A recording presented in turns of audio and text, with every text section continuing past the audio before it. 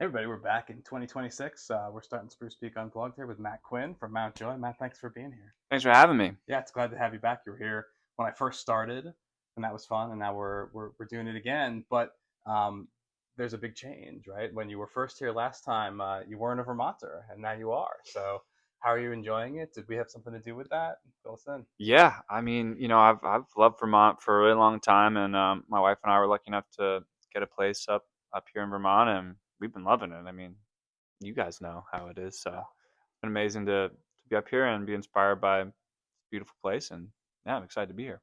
Mount Joy goes back out in February, so you've got a little time. So you're Yeah, doing a bunch of skiing and things. doing some skiing, some hanging out, and ice skating, the whole thing. Just enjoying winter. All of it, all of it. No, Yeah. no concerns about getting hurt. People in the band mention it. It comes up. It comes It's up. a big I tour coming don't up. like. Yeah, I don't like. I see people who ski in a way that I don't. Where I definitely am just chilling. I'm not. I'm not. Not extreme. You're not pushing it too hard. No, and that makes it sound like I could push it super hard. But I'm. I just like getting up there and taking it all in, and yeah. And there's a new record coming, right? Well, we're working on it. I mean, just kind of always working on music. We're about to go out to uh, well, we're on our way to Australia, so on our way we'll stop in LA and work on some songs and see what happens. It's exciting. Think we'll hear any new stuff tonight? I'm thinking about playing a new song. Yeah, I which is Reckless, but we'll see because I've never played it before. Is it more or less reckless to play it in this acoustic by yourself environment than it would be with the whole band? Yeah, I mean, I've never played it with the band. I've been sitting here in Vermont just writing songs, and I've sent it to them like by voice note. So there's a chance that they're just like, "No, we hate this," and that this song never makes light of day. And people are like, "Hey, what about that song you played at that one show?" But that's fine. That's part of it. It's Yeah, all part of the gig. So yeah. what about, you've done this twice, and I think you do this fairly often, and then of course, Mount Joy also sells out Madison Square Garden, and I have a sense of, that's a very structured day. This is a little bit, more free of a day, and then it's just you up there with your guitar. So, how do those days differ for you? Um, like not much. I mean, I feel like it's just like the more you, at least for me, the more I tour and play shows, the more it's like don't make it any bigger than it is. It's music, and hang out and give it your best shot. Obviously, don't mail it in or anything. But I think it's like you can make too much of it and be too regimented or something. But just kind of hang out, make sure I warm up my voice, and go play music. I love playing music, so try not to overthink it. Do you think differently about the set list for a gig like this than a full band show? Definitely. I mean, there are songs that just don't lend themselves to man with acoustic guitar without drums and another piano and everything else that we have in the band. That maybe don't leave certain songs in that are don't lend themselves to solo acoustic. And then by the flip side, maybe there are songs that I probably don't get played a ton by Mount Joy Yeah. because they're boring for people to just here's the slow acoustic song. Yeah. So I think it goes both ways. I hope I didn't throw you a curveball asking for Highway Queen. No, not at all. I mean, that's yeah, not at all. That one feels. I mean, I don't know as much Yeah, as you. that That one one feels works. like a good That one acoustic song works. to me. That one works. What about this thing that we're trying to do? We're calling it unplugged, and I always have to tell people it doesn't necessarily mean it's acoustic. We've had full bands up there. What Yeah. it is to me is it's sort of an homage to the old MTV Unplugged. Mm, It doesn't have to just be acoustic or just be the lead singer. It's about the intimacy of a 400 seat room versus Madison Square Garden and Red Rocks, which is a great and different experience. But what we see a lot here that I wanted to see because we saw it in all those old MTV Unplugged is the storytelling. mm. So how does that differ for you here? Is it a bit looser for you to just connect with the audience?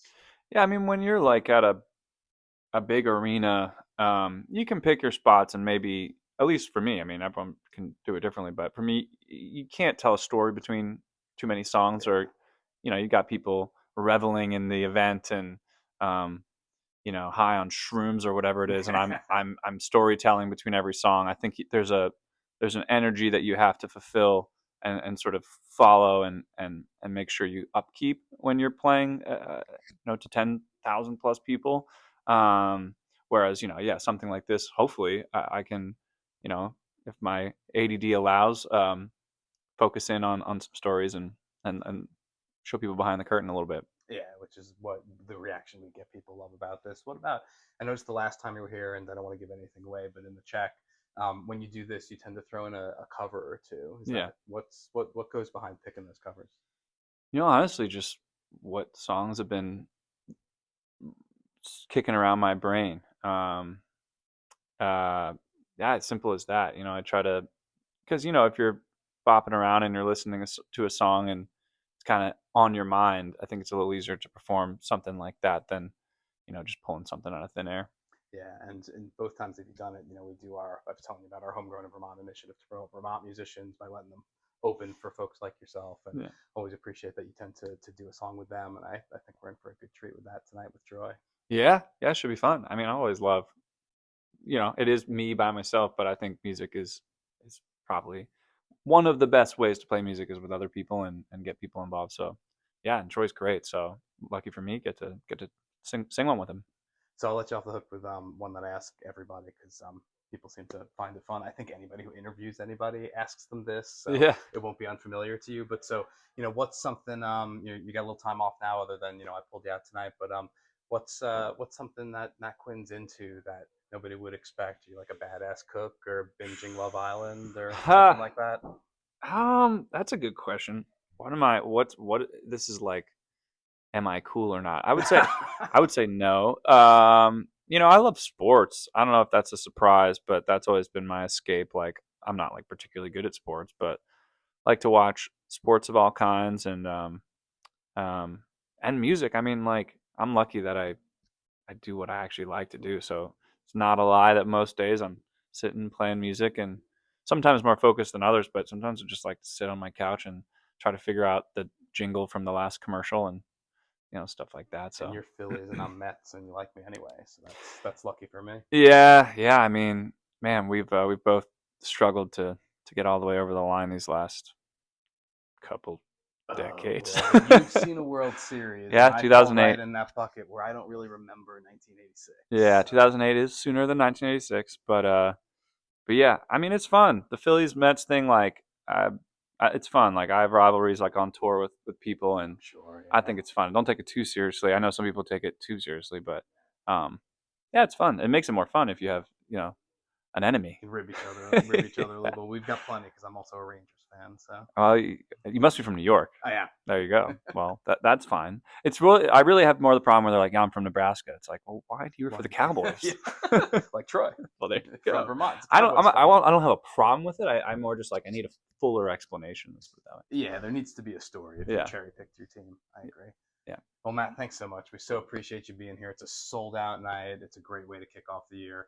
And we love having you. So I'll let you get to it. Thanks for having me. Appreciate it. Absolutely.